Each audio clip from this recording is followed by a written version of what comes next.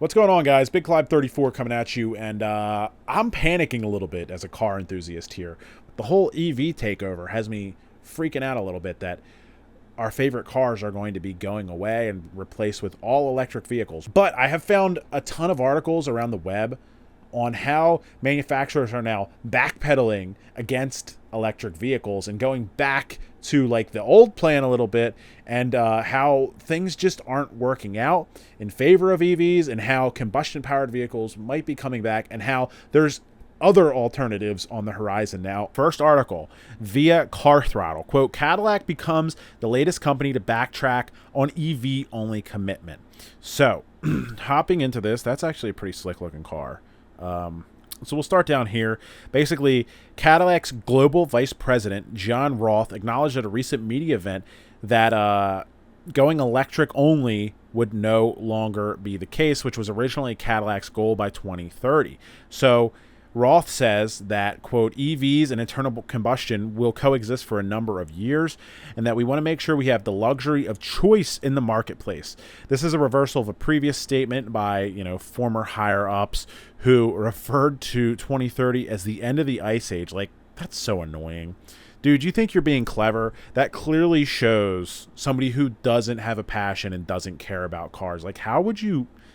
Like, that's just stupid. The move comes amid a dip in demand for electric cars in both Europe and North America, which is the main driving factor behind various other companies reevaluating their EV commitments. Roth did clarify that they're still offering a full EV portfolio, and basically this just goes on to say, they want to offer EVs alongside combustion, which I think, honestly, in this day and age is the best place to be. So we will continue to see the 6.2-liter supercharged V8 of the Cadillac CT5V Blackwing. Amazing car.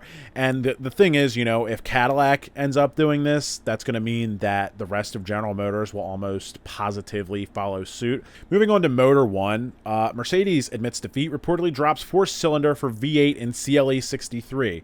The report cites slow sales for the four-cylinder hybrid. And basically, when you have an AMG car, nobody really actually wants a four-cylinder. That's not really a shock, right?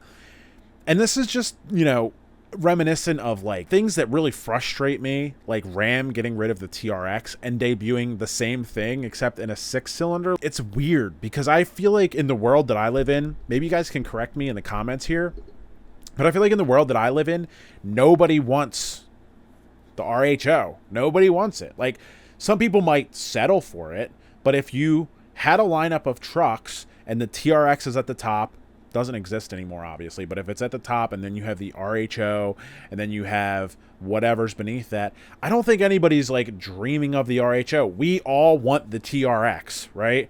It might be like a limited truck, a limited, amount of people who can actually afford to buy something like that, but that's what everybody wants. Nobody actually wants the RHO, I don't think. It seems like though, in certain cases, when they put these smaller engines or EV versions of cars out there, people just don't seem to want them as much. It's corporate crap is what it is. Corporate crap. Moving on to Car Scoops. Lamborghini CEO says it's too early for fully electric supercars. I fully agree with this. Stefan Winkelmann also notes the slow sales of fully electric supercars. The Lamborghini boss believes that EVs lack of the emotional aspects of ICE-powered supercars. Lamborghini is open to synthetic e-fuels, hoping regulations will eventually permit their use. In a brand like Cadillac, for example, where clearly it's not working, that's a brand where it should work, right? Like, these regular car brands, for people who see things as appliances, should be where EVs are most widely accepted.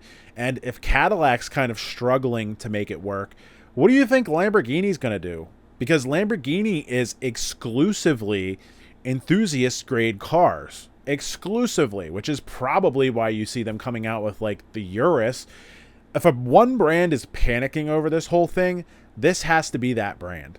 Not just Lamborghini, but probably all of the exotic car manufacturers, all of the brands who focus on the enthusiast, because enthusiasts don't really want electric vehicles. I feel like I'm one of the few enthusiasts who is on board with, saying the Tesla Model S Plaid I think is a really cool car. And there aren't a lot of people who will say that or respect electric vehicles at all. However, I also note that as an enthusiast, it probably would be pretty far down my list of cars to buy.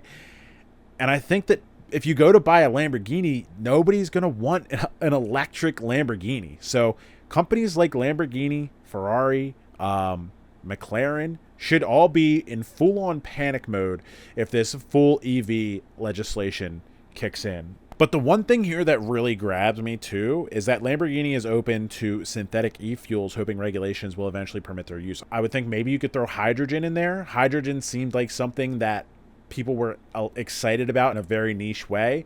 Didn't really have enough support. Kind of like how EVs kind of went full blast, and there's chargers everywhere now, so they're kind of, you can buy one and realistically drive it around and keep it charged. I think that hydrogen just didn't catch on enough to the point where there were enough fueling stations, but hydrogen could be huge. I want to show you one clip real quick. I saw this clip 3 years ago and it really stuck with me. Just listen to this thing and watch what the driver has to say.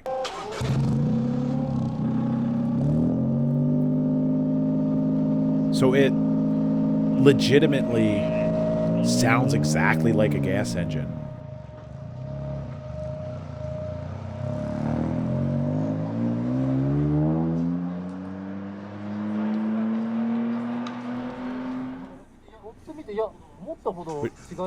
We didn't get a whole lot out of it there, but I'm going to see if I could throw something else in here.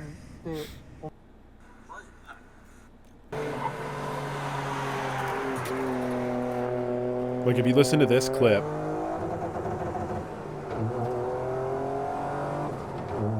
how much different is this than any combustion-powered vehicle? It sounds very similar.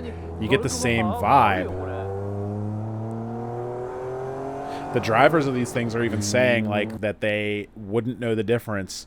This one clip, the driver said he wouldn't have even known the difference if you didn't tell him that it wasn't hydrogen. So maybe hydrogen is something that we can look into for the future of driving. Who knows? Like, this could be the answer. Nobody ever thought that a hot rodder would want hydrogen.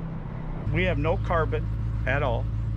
For those who doubt the electric vehicle and its ability to catch on in terms of being our only mode of transportation, maybe there's another answer, and maybe something like this is it, or maybe some sort of, as a Lamborghini CEO said, maybe some sort of synthetic fuel comes along. The cool thing is, as we're going to get to in the next couple of articles here, it seems like the finish line for the people who want to cut off combustion-powered vehicles, it seems like the finish line that they had planned keeps getting bumped further and further and further down the road, from 2030 to 2035. And by the time we get, the 2032, we're going to be like, okay, maybe we should bump it to 2040.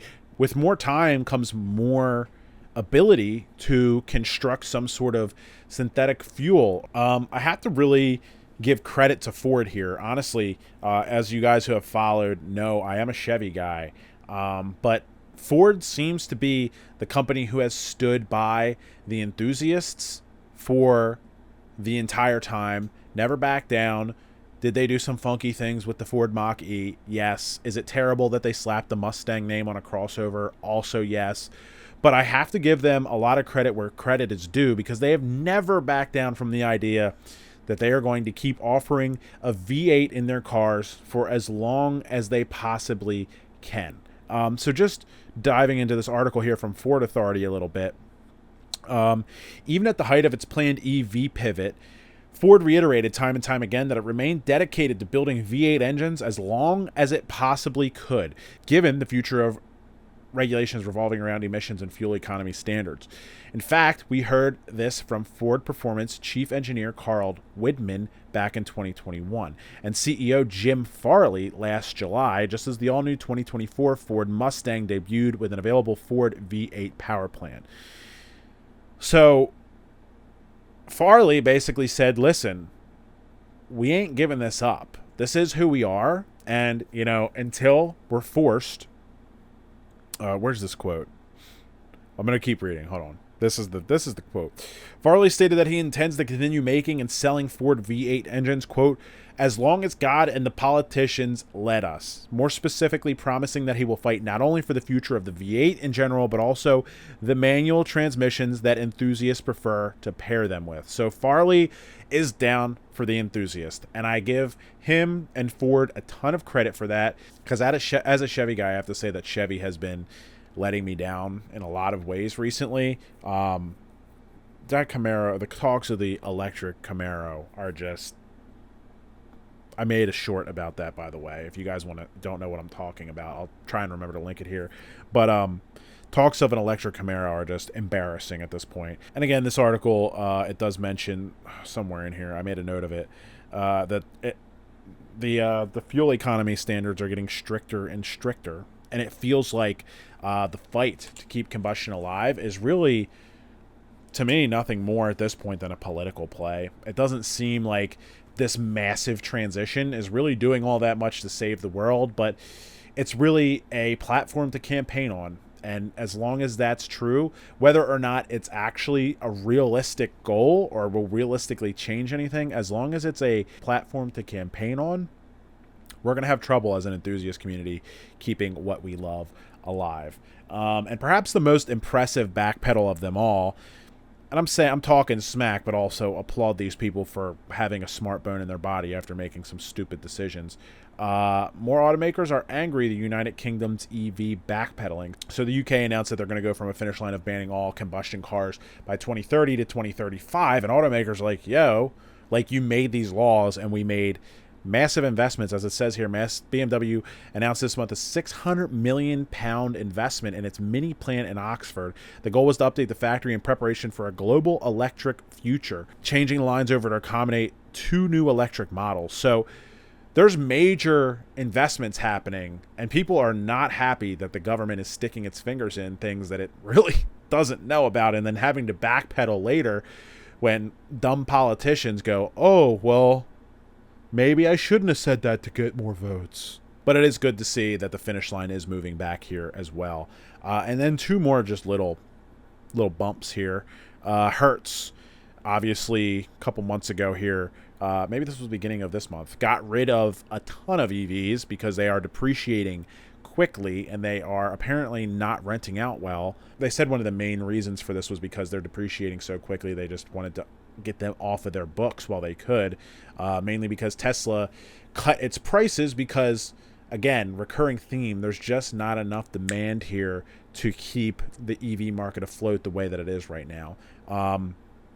Again, Hyundai, it's all over the place, every brand. On this one, guys, I am really curious to hear what everybody thinks is going to happen. What do you want to happen? What do you think is actually going to happen? What do you hope is going to happen? You think the EV is going to spell out an end for enthusiast dreams like ours? Or are we looking at a world where electric and combustion-powered vehicles can live side by side? What goes on in the next decade and beyond? So, I don't know. I don't have a crystal ball that's functioning properly right now, but hopefully one of you guys does. So let me know in the comments below. Thank you very much for tuning in, guys. This has been Big Clive 34. I will catch you all next time.